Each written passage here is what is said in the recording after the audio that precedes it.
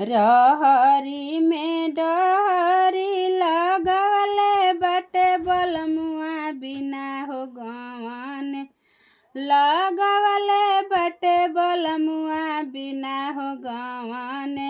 रहरी में भइले नंदे लाल बिना हो गवन रहरी में भइले नंदे लाल बिना हो गवन कवना जब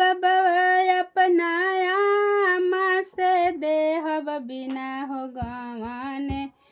जामा से देहब बिना हो गवन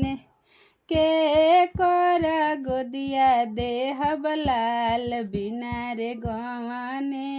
के कर गोदिया देहब लाल बिना रे गवन बटियाही पियवा समझावे बिना हो गवन पियवा समझावे बिना हो गवन आमा के गोदिया दिह लाल बिना हो गवन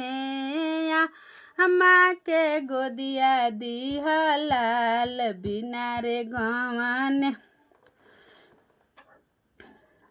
रहरी में डहरी लगवले बटे बलमुआ बिना हो गवन लगवले बटे बलमुआ बिना हो गवन रहरी में भइले नंदे लाल बिना हो गवन रहरी में भइले नंदे लाल बिना हो गवन कवना जब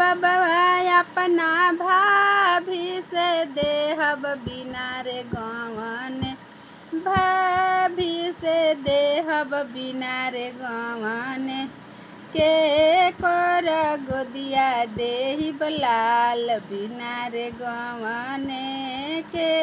कर गोदिया देहब लाल बिना रे गवन बटियाही पियवा समझावे बिना रे गवन पियवा समझावे बिना रे गवन भाभी के गोदिया दिह लाल बिना रे गवन भाभी गोदिया दिह लाल बिना रे गवन।